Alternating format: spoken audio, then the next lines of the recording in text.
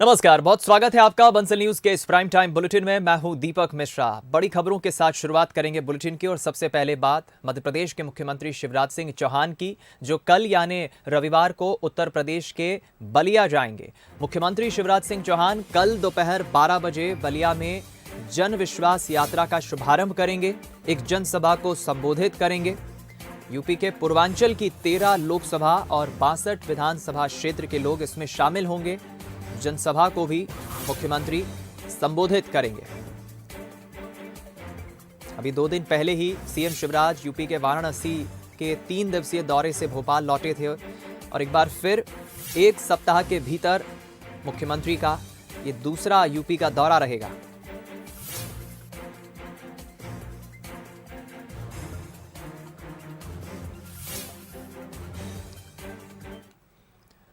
चलिए बात करते हैं पंचायत चुनाव की। पहले पंचायत चुनाव हो या ना हो, इसको लेकर बहस हो रही थी और अब पंचायत चुनाव में ओबीसी आरक्षण को लेकर सियासी बहस गर्मा गई है। बीजेपी ने कांग्रेस की घेराबंदी शुरू कर दी है, जबकि कांग्रेस का कहना है कि बीजेपी कोर्ट के फैसले का दुष्प्रचार कर रही है। देखिए रिपोर्ट। पंचायत में ओबीसी पर सियासत, आरक्षण खत्म होने पर अब बहस। बीजेपी ने कांग्रेस पर दागे सवाल, कांग्रेस में अलग अलग बयान। पंचायत चुनाव पर सुप्रीम कोर्ट के निर्देश के बाद मध्य प्रदेश निर्वाचन आयोग ने भी शनिवार को बैठक की। इसमें फैसला लिया गया कि एमपी में पंचायत चुनाव तय समय पर ही होंगे।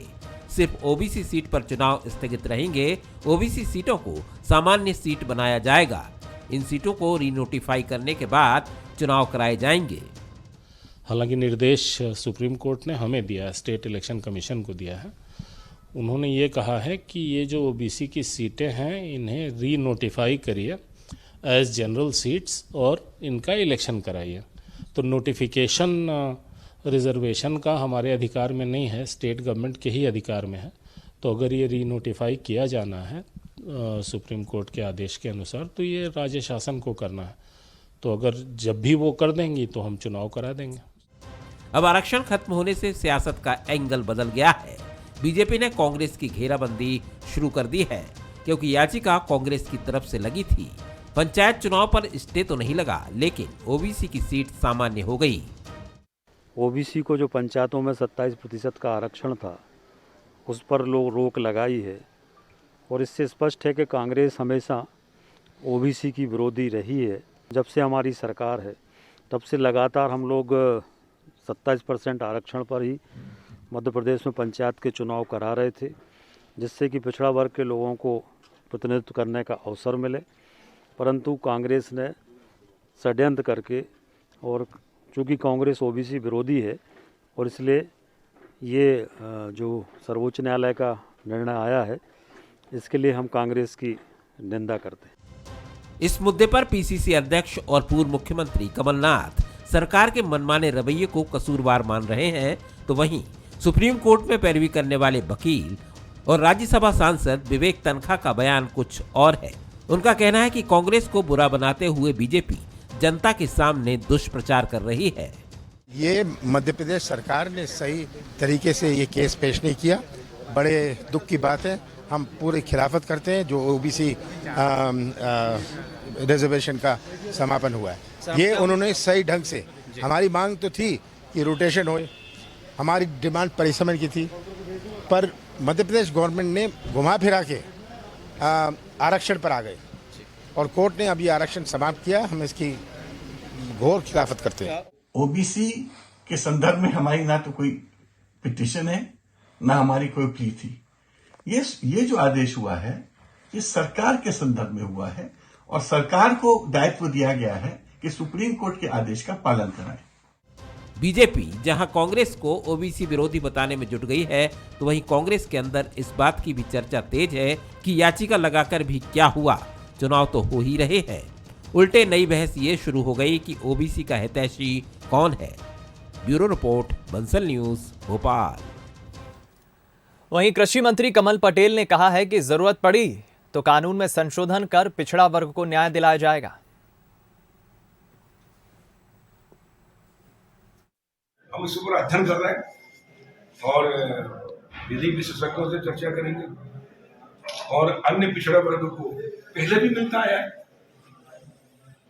पिछली बार भी 35 सीट आरक्षित थी, जिसमें से 13 सीट अन्य पिछड़ा वर्ग की थी। जिला पंचायत अध्यक्ष की पंच में सरपंच शुरू से होता आया है और इसलिए संविधान में, कानून में अधिनियम बनाना पड़ेगा, बनाएंगे, लेकिन अन्य पिछड़ा वर्ग को न्याय दिलाएंगे। भारतीय जनता पार्टी अन्य पिछड़ा वर्ग के पक्ष में उनको राहत मिले, इसके लिए पूरा ईमानदारी से प्रयास करेंगे। लेकिन कांग्रेस हमेशा कहती कुछ और करती कुछ। इधर बीजेपी के राष्ट्रीय महासचिव कैलाश विजयवर्गीय का इंदौर में अलग ही अंदाज देखने को मिला, जहां वो एक मंच पर पुशअप्स लगाते नजर आए। पुशअप्स भी 1 या 2 नहीं, बल्कि 59 पुशअप्स, 59। उन्होंने ये 59 पुशअप्स लगाकर लोगों को हैरान कर दिया। दरअसल विजयवर्गीय एक कॉलेज के कार्यक्रम में शामिल होने पहुंचे थे, जहां छात्रों की मांग पर उन्होंने ये पुशअप्स लगाए और पुशअप्स की गिनती बीजेपी नगर अध्यक्ष गौरव रणदीवे कर रहे थे।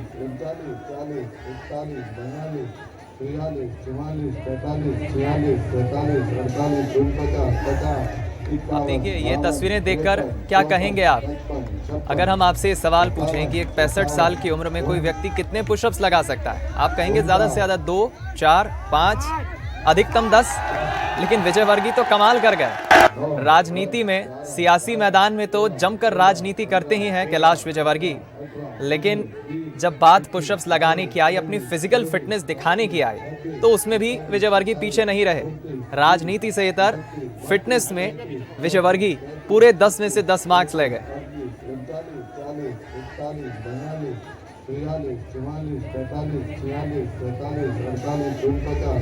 देखिए, विजयवर्गीय का ये अलग अंदाज है। कभी अपने बयानों को लेकर सुर्खियों में रहते हैं, तो कभी अपने भजनों को लेकर, गीत को लेकर, जो भजन मंच पर विजयवर्गीय अपनी आवाज में गाते हैं, उसको लेकर सुर्खियों में रहते हैं। लेकिन इस बार विजयवर्गीय अपने पुशअप्स को लेकर सुर्खियों में।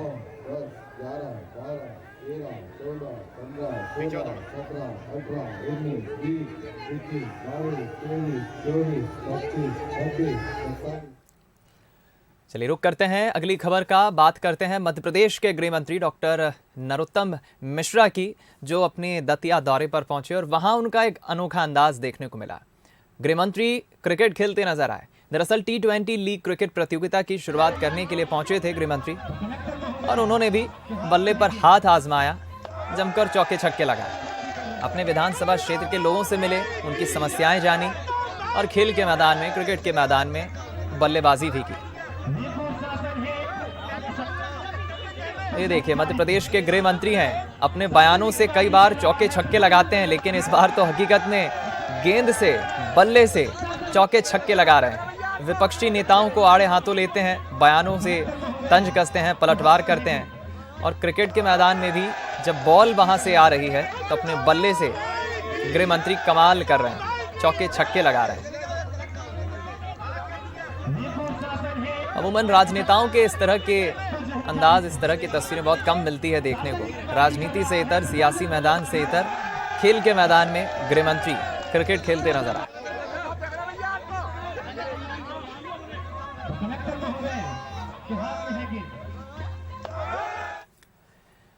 इधर परिचय सम्मेलन में केंद्रीय मंत्री ज्योतिरादित्य सिंधिया अलग अंदाज में नजर आए, जहां उन्होंने कार्यकर्ताओं को पहले खुद खाना परोसा और फिर उनके साथ बैठकर खाना भी खाया। वहीं पार्टी के कार्यकर्ता इस बात से खुश थे कि सिंधिया ने उनसे घर के सदस्य की तरह बातचीत की, साथ ही उन्हें खाना भी परोसा। सिंधिया ने कहा कि उनका प्रयास रहता है कि वे अपने कार्यकर्ताओं से निरंतर संवाद करें, उनसे बातचीत करें। इस मौके पर उन्होंने कार्यकर्ताओं को 4S का फॉर्मूला भी दिया।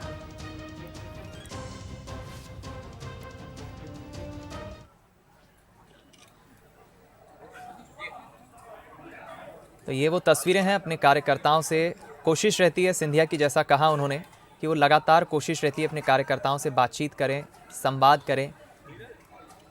यहाँ पर कार्यकर्ताओं के साथ वो बातचीत तो कर ही रहे हैं। उन्होंने भोजन परोसा, उसके बाद साथ में भोजन भी किया।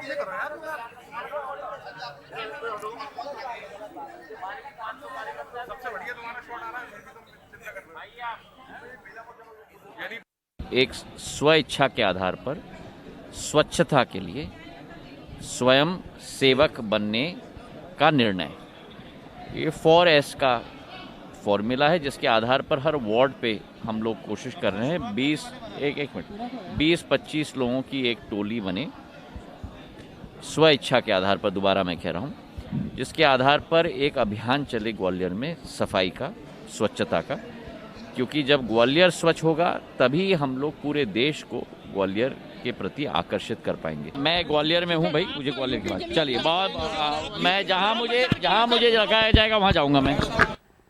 चलिए बात करते हैं दोस्ती की। जहां पुराने यार मिल जाते हैं अक्सर महफिल तो वहां सज ही जाती है। ऐसा ही नज़ारा देखने को मिला दमोह में, जहां विधायक अजय टंडन अपने पुराने दोस्त से मिले और सड़क पर ही उनकी महफिल शुरू हो गई। अजय टंडन ने गाना शुरू किया तो उनके दोस्त भी सुर से सुर मिलाते नजर आए।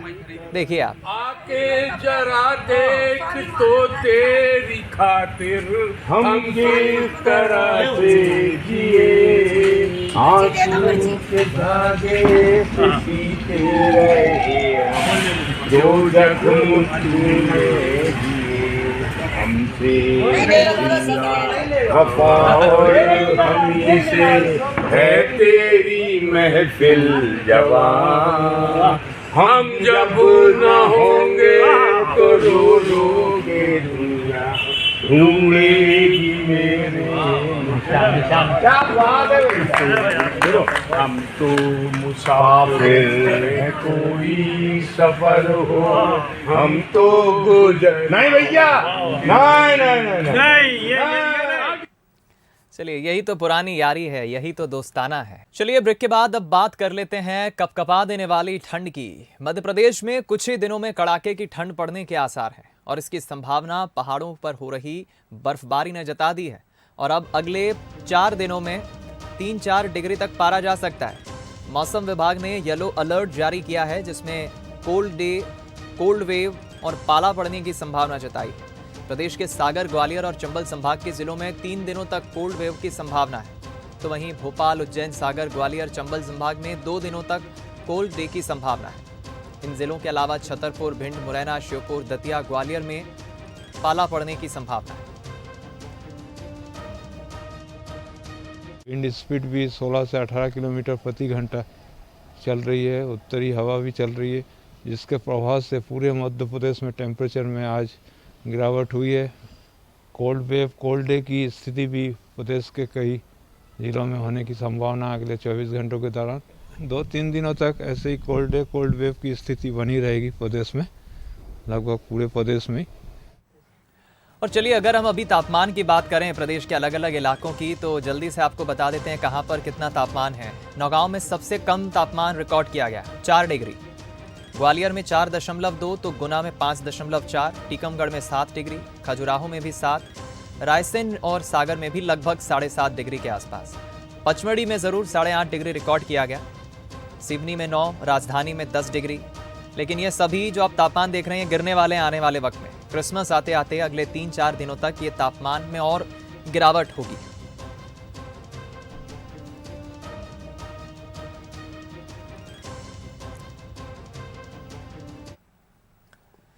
बच्चों का नामकरण संस्कार तो आपने बहुत बार देखा होगा, लेकिन खंडवा में एक नामकरण संस्कार की इन दिनों काफी चर्चा है। ये चर्चा इसलिए है क्योंकि एक आयोजन एक किन्नर ने किया। अब आपके मन में सवाल उठ रहा होगा कि एक किन्नर भला मां कैसे बन गई और ये नामकरण किसका हुआ है, क्या है पूरा मामला, देखिए रिपोर्ट। बेटी के जन्म पर खुशियों के गीत,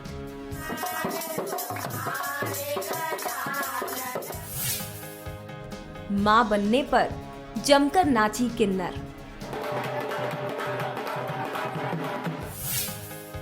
खुशियां आई सितारा के घर,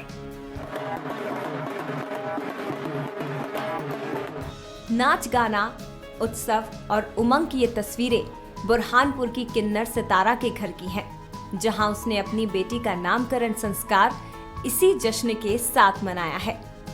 अब आपके जहन में ये सवाल आ रहा होगा कि किन्नर मां कैसे बनी, तो इसका जवाब ये है।